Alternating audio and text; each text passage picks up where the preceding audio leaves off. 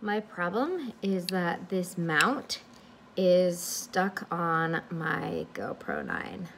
So I initially put it on loosely with my hand, and it's been attached to the floaty stick, and over time it's gotten super hard to move. And when trying to unscrew it, you can see it will move in both ways, but it will not loosen out.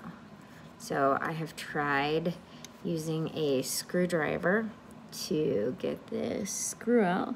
And as you can see, if I try any more, the screw will become stripped. So I have tried so hard to get it out that this is what it looks like. This piece does not move, and I can move this in both directions, and I cannot get this mount on.